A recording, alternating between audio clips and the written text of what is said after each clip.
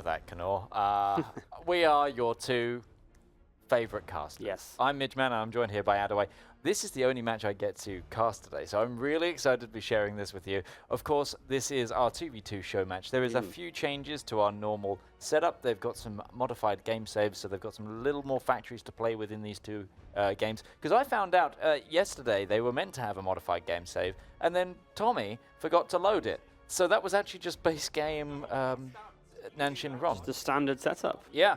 Also, talking of Tommy, he called me out in the pre-show and said, Midgeman, where are your statistics? Because last time we did this, I had loads of statistics. So in that time, I have gone and found out the win rates on these maps. So currently, in this Season 1 event, there is a global win rate of 58% Allied victory to a 41% win rate for Axis. But when you break down the maps, those are a little bit different. Adaway, do you want to run us through some of those while we do this waiting matchup? Yeah, absolutely. So on Sonnenblume, it's fairly even, 40% Axis victories to 60% Allied. Nanshin, very equal, exactly equal. We've only had 2 games played on that so far, and 1 win for the Allies and 1 for the Axis. And then Rhine, the map we're going to be seeing here, probably the most one-sided map so far in the tournament. 75% of games have been won by the Axis. Just the 1 win by the Allies on this map. That was, of course, the defeat of Lennard that happened at the end of last night's stream by College. Yes, exactly. Now, what do you think we're going to see? Are we going to see the kind of the meta that's been forming up here, where we see the Soviet versus the Germany picks here, or do you think these guys are going to entertain us with something different? Well, Golden was promising something completely different on the Allied side. So whether or not we'll see, we saw Italy yesterday for the Allies, I think, I'm pretty sure on this map. So whether we see a Britain build or something rather more exotic, what I would like to see is an Allied naval invasion of Amsterdam, because we saw that a number of times on the first day and it was successful. And then yesterday, both times we saw the Allied, or I saw the Allies on this map, they didn't naval invade Amsterdam and then had to fight for it later on. So I'd like to see them actually do that at the start. Rock, paper, scissors there as College defeats his teammates. Yeah, I'm not sure the actual like tactical benefit for beating your own teammate in rock, paper, scissors. Maybe this is to decide what plan of action they're going for. Or perhaps, deciding who gets the micro, which front. Oh, well. That's true. That's true. Yes, it's just going, okay, Bo, you lost. You get the Navy on this map. Which a lot of twiddling your thumbs with the Navy on this map. Yes, absolutely. It's not quite as involved as it is on the Nanshin row map, and indeed on Sonnenblume. Look at these two. So something with Lennard and Dankus, they were talking to us all morning where they were going, yeah, is there any way we can have team comms? Like, oh yeah, so that we spent loads of time setting up team comms for them. And I tried to do the same for Bo and Golden. They were like, we can just take the headsets off every now and then and talk to each other. So these guys, Lennard and Dankus, are looking to be the most, they don't want to break their immersion for one, but also they're in this to win this. I mean, they have to be. Both of them need a win. It's the two defeated semi-finalists from yesterday teamed up here. Going up against Bo and Golden. If they lose this as well, there's a huge amount of bragging rights there for Bo and Golden. Yep. So if we take a look at the map, it's just we've added up to each nation now has 55 factories. We have 20 mills, 30 civs on both. Let us get into this. We're just waiting for these guys to unpause. I think they're just having a little bit of a tactical talk right now. I am excited to see some different picks if we get them. I have been harping on this entire competition, not only because I made the tree, but about the Canada pick for the Allies.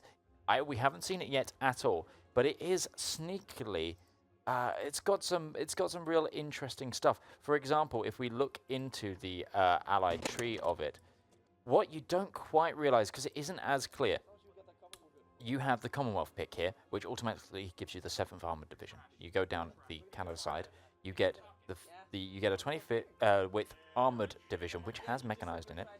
Then you get a 24 width motorized here, but also with Together for Victory, you get a 28 width Armoured Division, which all in all is 3 Armoured Divisions and 1 motorized division.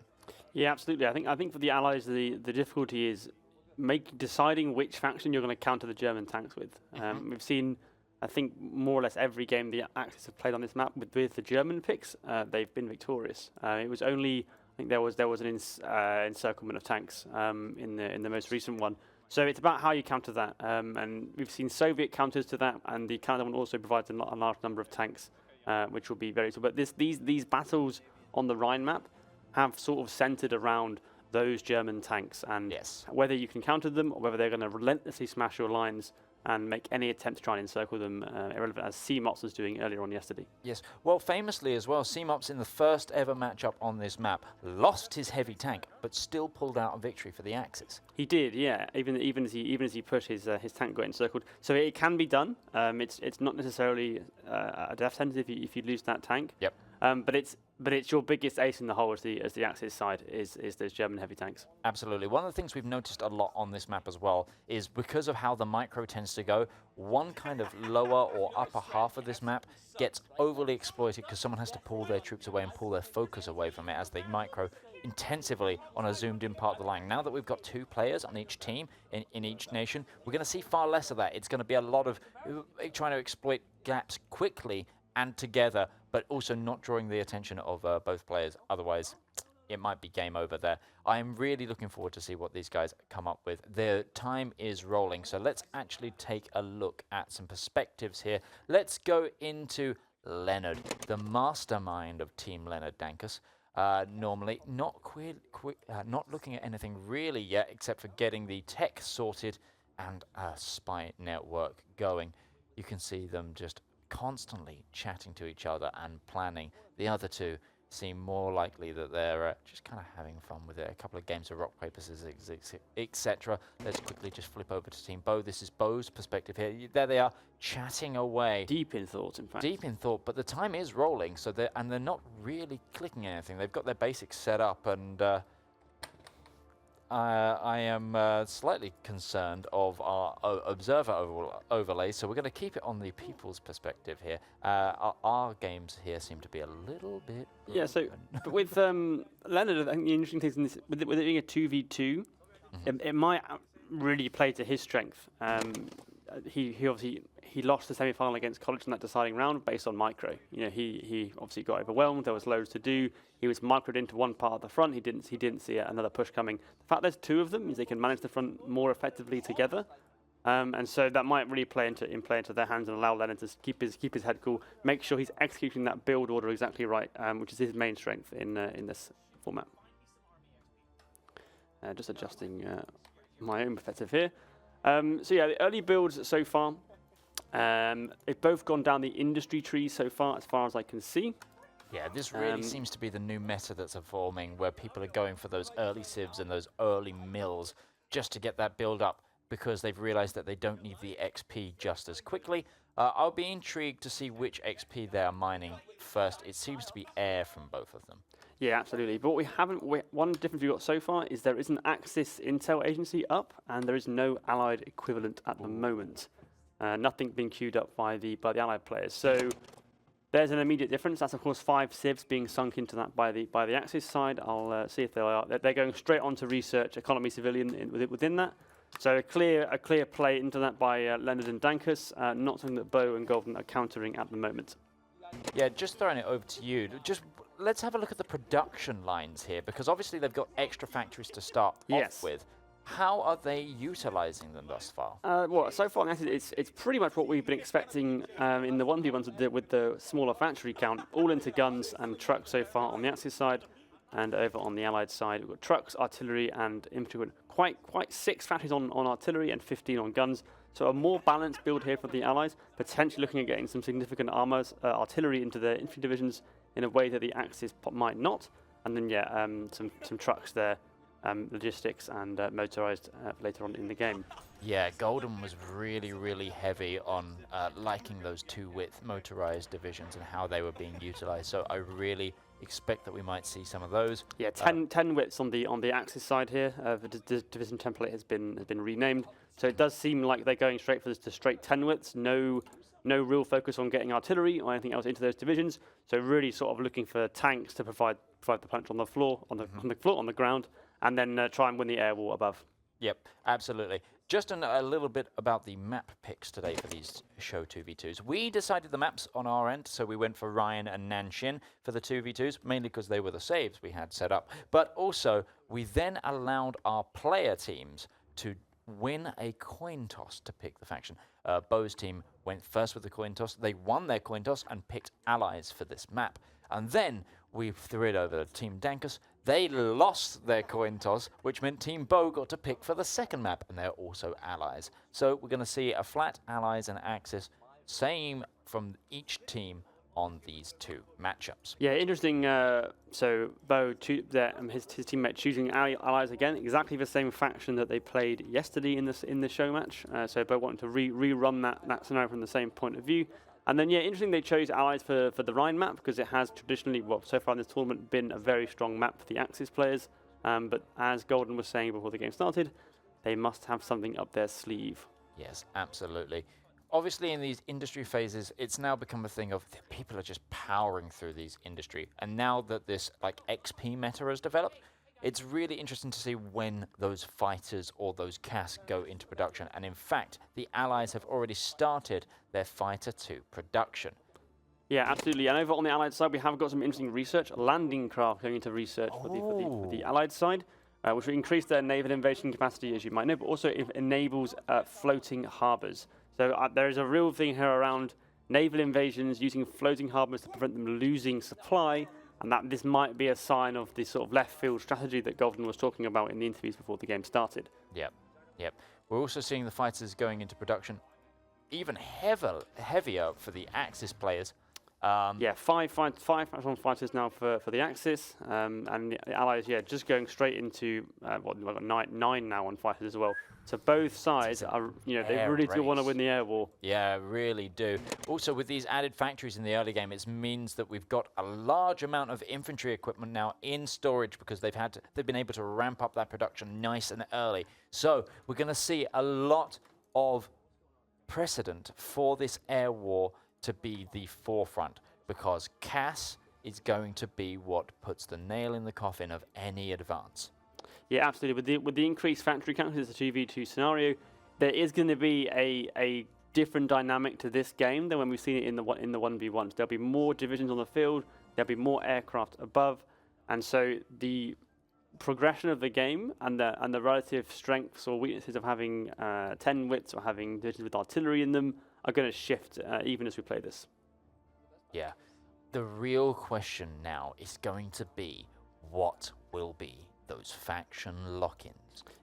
Yeah, well, so both sides still continuing down their military industry trees at the moment, continuing their arms expansion. Focuses to give them currently 6 military factories, and then there's one more focus that gives them 12 more military factories. Yeah. So both of them are going to be getting up to pretty large numbers of factories by the time we get to the end here, and then we'll be seeing their faction picks shortly afterwards, I'd imagine.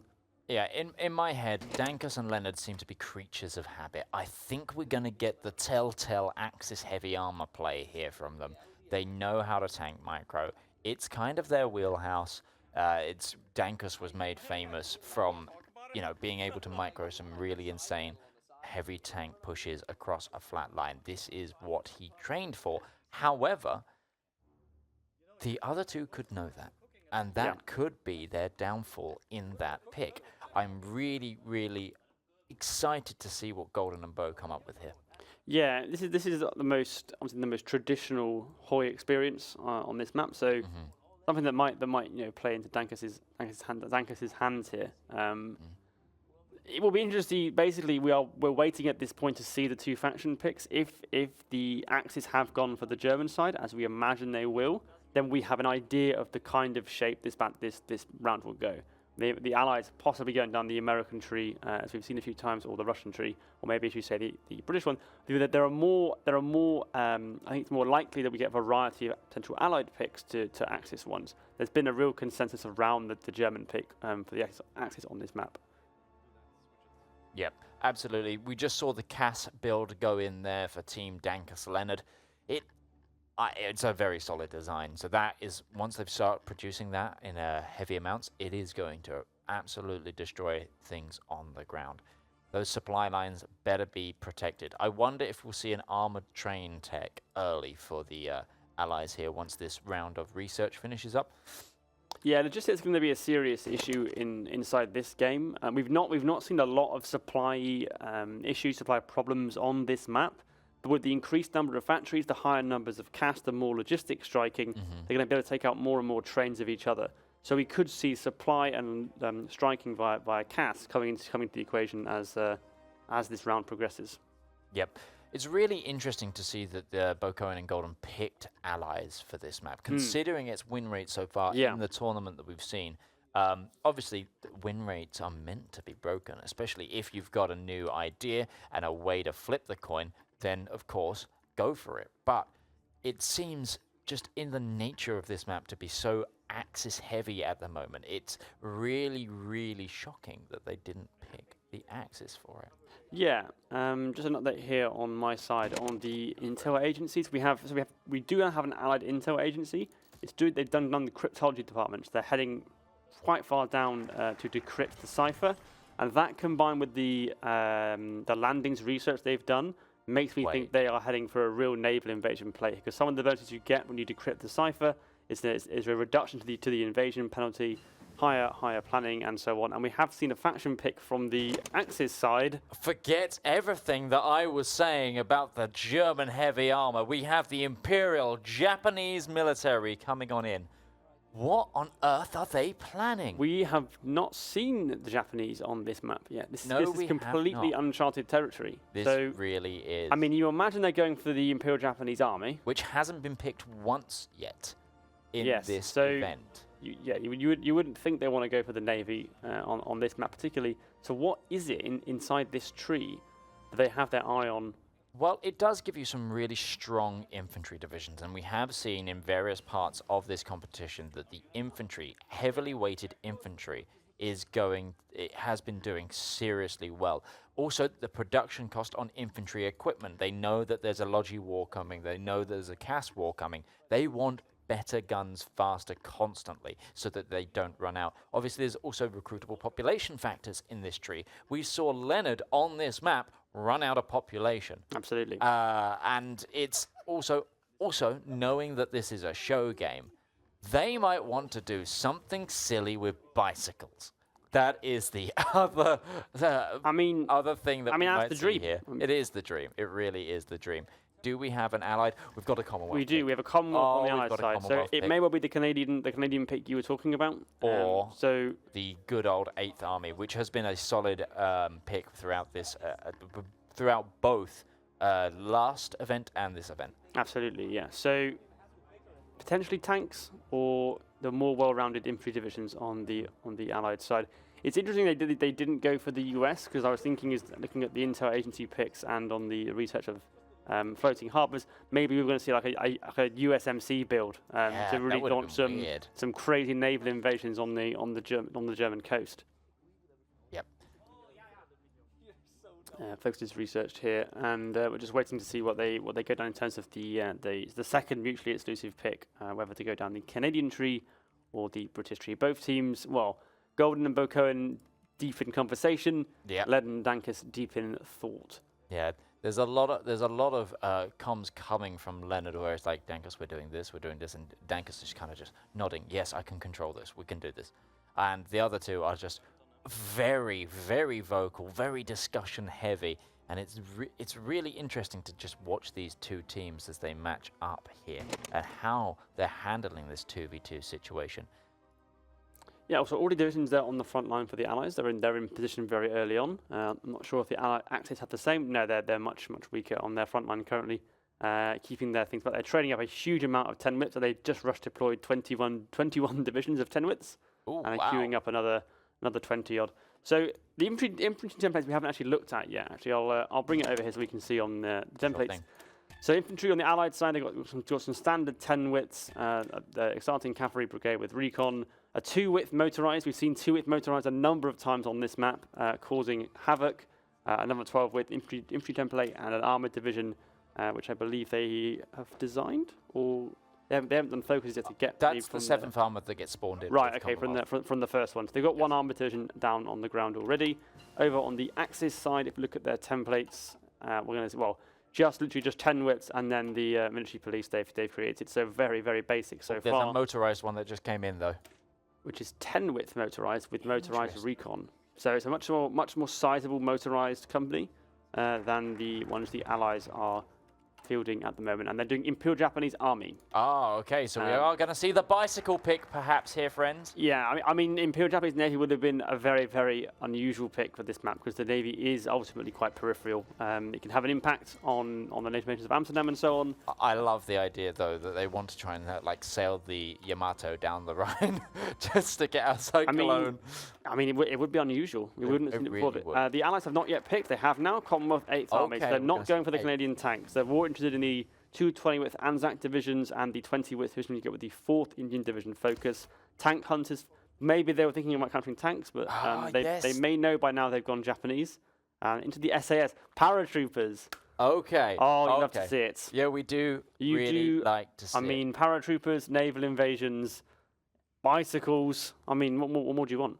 Yeah, bicycles versus paratroopers. Also understated here, a big pick from that force is the planes you get from from that focus tree, which means they are going to have a lot of fighters because the Allied players have been absolutely hammering the fighters in their industry. Not to mention that they've got these planes that they're going to get from the focus tree. They're going to have so many fighters that the CAS might become irrelevant.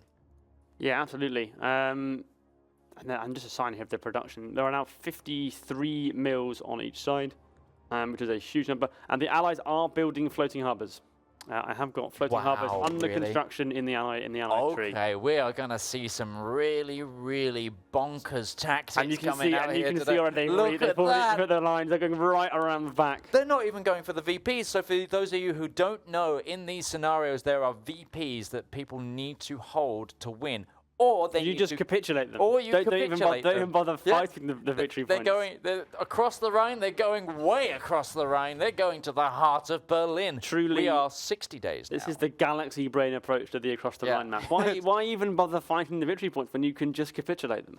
What is this chaos we are about to see? 61 days now till we get the countdown to war firing and all hell breaks loose. Yeah, and of course, for those who don't fully know, with the floating harbours, they have no immediate need to land on a port because they will have some supply for a while that will enable them hopefully to land near a port and then take a port subsequently to that.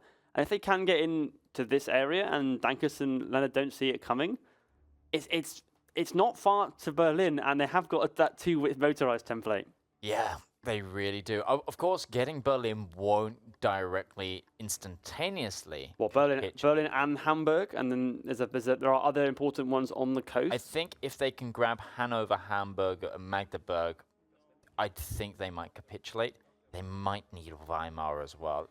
That's the thing. It also depends on how far Dankus and Lennard push up to the VPs as well, because that will kind of flip some of it. It could be... Well, if this is a fast victory, they might have unlocked a new meta, and I hope that our actual competitors at the grand final are watching this. I'm sure they will be. This could really change things, or this could be a category on how not to play this map. And you can see on the screen there, paratroopers going into production for the Allied side. A lot of them. That's 20. I'm assuming these must be tiny, tiny little paratrooper divisions. Is that template 1 being built? Yeah, 2 widths. 24 2-width paratroop divisions, naval invasions all over the shop. Yep. I completely understand now why they've gone Commonwealth 8th Army. They want so many fighters that they just have green air everywhere, and they're going to VP drop them. Yeah, Golden was not lying when he said they had something absolutely wild cooked up. Yeah, but I don't think they're going to expect that the others have gone Imperial Japanese Army. Of course, spiritual mobilization is good because it's going to be that recruitable population factor jumping on in.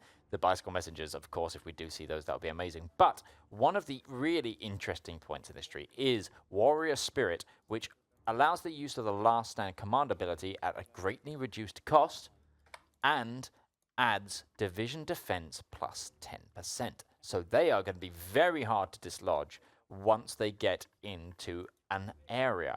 However, they need to be in that area enough that they can build up that defense stat. Yeah, I mean, we're going to see a completely different version of this map being played. Absolutely. There is one tank division on the field, which is the one that the Allies got from their first focus, which is a bunch of mostly light tanks with a couple of medium tanks. and then everything else is infantry and motorized. There's no other tanks on the field at all, and they're not producing any. It's all infantry. This is just almost.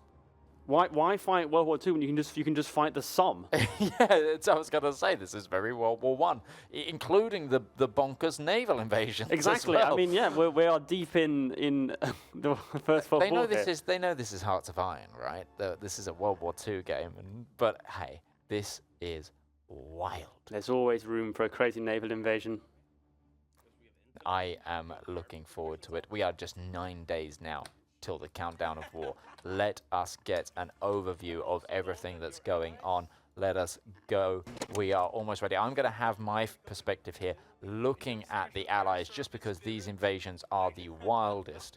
Absolutely, and just to chime in very quickly with the Navy, the Axis, because they've gone down Japanese army, their Navy is tiny. They've got 3 light cruisers, 8 destroyers, 3 submarines. The Allies, having taken, I believe, the Mediterranean Fleet focus and other ones, 1 carrier, 3 battleships, 2 heavy cruisers, 4 light cruisers, 35 destroyers, and 11 submarines. At sea, there's only 1 winner, which means it's going to give them the superiority they need to launch those naval invasions. Yeah. So this is going to... I don't think they're even thinking about the Navy on Team Axis right now. They're not going to expect this. They haven't even got their Navy out scouting, have they? They haven't... No, they're in port. They're in port, so they're not going to get any information on this until it's too late. I hope that the Allies time this well enough that they know that Lennard and Dankas's line is pushing, which it's not moving. Okay, they're seeing it push. There's a little bit of a motorized rush. I'm now watching from the Allied perspective because I want to see the moment they fire. They've got a submarine scouting. They're double-checking the ports. They're double-checking the ports with a submarine before they send off this naval invasion. Currently, there is a port defense, but it's three 10-width divisions on that northern coast. Absolutely. And do you know what's doing the naval invasions? Motorized. They're going to try and backcap VP rush them. Just for 2-width motorized. And with the floating harbours that have supply maybe for just long enough to take the VPs. The power drops are being microed right now. They are going to start finding the attacking forces here of the Axis. The Axis are doing a massive wave assault of 10 width after 10 width after 10 width after 10 width. 72 10-width divisions, is that, if I can count correctly? 48 plus 24, 72. And they're going to take all 3 victory points, but they've been invited on it to trap. The Navy's going. You're going straight into a pocket. They're trying to land Hamburg under attack. Oh my gosh, everything's under attack. They've got green in certain locations. Did they get the floating harbour built? If so, they must have done. This is going to be absolutely wonderful to watch. They're landing. There's motors all over the shop. The paratroopers are also going. What is happening here, everybody? They have to micro them. They need to micro. They need to get on that micro. They need to start going, but they're trying to work out why the air isn't going. There are certain regions that we don't have green air. The red air. The Luftwaffe. Red air over northwest Germany is going to kill them. Oh, this is a brave situation. But have Dankus and Lennard reacted in time? It's looking slightly likely, but the lines are so chaotic right now. It's impossible to say if this is working or not. They're in behind Hamburg now. They've cut off Kiel completely. Oh no! What's the Axis perspective? Are they rushing troops backwards, or are they just kind of letting it happen right now? They've got ports in Wilhelmshaven. The question is now: Does this weaken the Axis front enough on the west? They have a lot of 10-width troops. Is the thing. They have enough men for so many lines. And the Allied front on the west is not very strong at all. They have got a bunch of 2-width paratroopers in their base and no one on the entire eastern front. There's a bicycle fighting a paratrooper right now near Castle. This is. Okay. Would you ever expect this? I would not. I would not expect this. 18 with bicycle divisions just slapping a paratrooper in a game of Across the Rhine in this Speed 5 map. What is going on? There's a naval battle now in the eastern North Sea between the 2 naval fleets. The British fleet is engaged. We're having a look at... Bo Cohen is currently doing the paratroopers here. He's lined one up for Berlin. He's going, I want to get Berlin. That is the goal here. It's not... I mean, there's much more sizable units coming in to Rostock right now. Three of their main infantry divisions. Everything so far has been 2. There are a couple actually in the Emden pocket currently from Wilhelmshaven. They have a port. They do have a port. They do have supply, but not very much of it. Is this gonna come off? I'm not sure. I don't not sure. think they're going to pull this out of the They bag, need to take Rostock. They need that landing at Rostock to succeed. Yes, they really do. And unfortunately, I think the unit pushing it desupplied and didn't go in. There is an attack there now, but the initial division that was pushing it failed. There is this massive gap as well that I'm sure that it's Golden probably microing. Let's quickly have a look at Golden's perspective here. Golden, yeah, he's unfortunately gotten encircled now. Oh no, this could be bad. They really can't lose any more bodies on this line, considering how many troops have been committed to these naval invasions. If these naval invasions don't work, and it doesn't seem they are, it's going to be very, very hard for the Allies to win this. Their front is much, much weaker than their opponents. Yep. Speaking of their opponents, let's have a look at Dankus's perspective. Dankus here, calm. They can go into Kiel right now. The Allies. Yep. It's empty completely. Oh really? Go to your. Look, they're just marching to Kiel. There's no German troops anywhere near here. Yes, but I don't think they've got the troops to extend the line that far. Is the problem? I mean, they could pull out of Wilhelmshaven and then just have that navally retreat to Kiel. Well, then the big defend ping there on the Axis side. They are getting troops over there, very disorganized ones, but these are only 2 widths. There's an infantry division here though. He's managed to push him back. Hamburg now under pressure. They're still battling away here. What a game! But this still, is so wild. Pocket round Koblenz, and the Axis troops are now getting towards the Rhine on where the Maginot Line was historically. There's very, very little here on the Allied side. It is. There is just an absolute. I mean, these are paratrooper template 1s. What divisions even are these? These are 2 widths, literally 2 widths of paratrooper. So this will crumple very, very quickly. Yeah. If it's forced to fight, and up here in the north, yeah, now down to this Kiel, Hamburg. They've got Hamburg now. They have the second port, so they should have pretty decent supply in this area. Yeah, that looks really green, to be fair. But are they going to be able to get any more divisions? They've got 4 more divisions here, perhaps, going to go into the Hamburg They just Kiel para-dropped Amsterdam. They've got divisions in Amsterdam. Yeah, so Frankfurt, so currently it's 2-1. Cologne and Frankfurt still held by the Axis. Oh, I feel like they might have showed their hand too much there. I think they should have.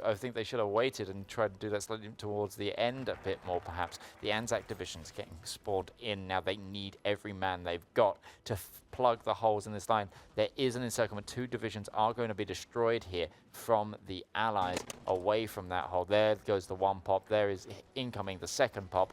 Boom. This is absolutely painful to watch. Yeah, really tough. We got up on the north now, Hamburg, bicycle divisions defending Hamburg against 1-2 width motorized. They have this foothold, and they do have, they have. It's another encirclement just coming around. 1% towards capitulation on the Axis, but it's not enough. Yeah, we've still got 30 minutes of this 2v2. I don't think it's going to go to the full time myself. But I could be. I don't think it can, because either the Allies are going to somehow cap the Germans, or the Germans will cap the Allies, because the battle on the main front here is quite one-sided. Yes, and the thing is, they've both put full energy into one thing. Therefore, it's kind of just a race of time. And right now, it's looking like the Axis are going to pull through. The added factories for this version of the mod. And allowing that recruitable population, just spamming those 10-width infantry. They're all supplied. They've all got guns. They could just overwhelming force their way in. I'd really like to see losses. They've only lost 38,000 men on the Axis side compared to 160,000 Allied losses. Yeah, massive. And now we do have motorized units breaking through in northern France here. What width are these motorized as well? They're 10 widths. So they're going straight for Paris now. They're going straight for Paris. I think this is a massive encirclement there. I think this is going to be heading straight. Antwerp. This could be it very soon, ladies and gentlemen. 50% now. 16 divisions just got early deployed outside of Paris. They're like, hold up. Excuse you. They're trucking to Le Havre. They've got to get back. We're at 83% towards capitulation for the Allies right now. Oh gosh, this is going to be tense. Paris is, now we're down to 29% with Paris retaken. Paris is such a colossal victory point. Yeah, it really is. Both the capitals are worth so much in this. But the line is looking slightly more stable, but there are so many areas in which an encirclement can be achieved and then exploited by our Axis players here. Lennard and Dankus, the dream duo. Here they are well in tune with each other. They Out to play together avenge so their much. defeats yesterday, and they Yeah. are doing so. The bold play from Golden and Bacone does not seem to have worked, unfortunately. Absolutely, and the thing is, I really respect it. You have to Oh, you've expect got the to. bold play. Oh no, look at that disgustingly huge encirclement there. Everybody, somebody take a photo of this, send it to the main Hearts of Iron account for their next encirclement report. Holy moly, that is a big one. And that, Yeah. I think, will spell the GG. It's looking really tough now for Golden and Bacone. We might see a GG fairly soon. Their front line is collapsing. They are running out of divisions. Then bold naval invasion. It's incredible. There were, it's simply because Dankus and Lennard left 2 or 3 divisions on that northern coast, and that was enough because they were 10 width against 2 width motorized. We haven't seen a naval invasion of that caliber in any part of the tournament. So for them to have the foresight to do that is just, it shows you how much like those two as a team together, one, play in tune with each other, but also two, think about the wider aspects of the game. Let's head over to Dankus, his point POV, see if he's microing away. No, actually on He's on the air. Sorry, everybody. On the air wall here. Everybody, put this one in your dream journals. Dankus is microing the air war, whilst I think Lennard must be doing the encirclements. They flipped it. Let's see what Lennard's up to on his side. Yeah, microing the ground war here. Wow. I mean, microing nobody on that entire front there. So a very nice micro there. Parrot's going to fall for the second time here, and the Allies are going to be heading rapidly towards capitulation with that. Yeah, this is it. But the thing is, what I was going to say is Golden and Bo are in air quotes, in the community, considered the weaker duo out of these two. These guys, Dankus and Lennard, play together, co-oping nations all the damn time. They are so together. So I really respect Golden and Bacone going for a On a flex there from Dankus and Lennard. Is that a GG we've just had from probably a GG. Bo Look and at them. Golden? They cheers the Kool-Aid. Let's go to just my perspective so we can see Bo. Bo is not looking happy, but we've got to give them a huge And that is credit. the peace treaty. That is the peace treaty. Golden is GG. aggroed right now. Oh boy, look at them. Look at the smirk on Dankus's face there. Ah, golden boys. It was not there for you. Great idea though. That's what I keep trying to come back to it, but keep getting distracted by the friendly faces that they all got going. Bo and Golden are considered the duo that, in terms of skill caliber and play, don't play nearly as much, and they know that these guys are going to be very on it with the micro. So they're gonna have to try something to try and throw off their game. Yeah, I mean, you have to try something. Then and you've got to respect it. It's the show match, showing off a completely new approach to this map. Yeah. I don't know whether or not our finalists will look at that and think, yes, naval invasions are the way forward. It's such a difficult thing to pull off when you've only got 2 wits. Or do you? If they had bigger divisions, it's an even bigger loss when they don't work. Well, that's not our only show match today. We do have one more for you right after this break.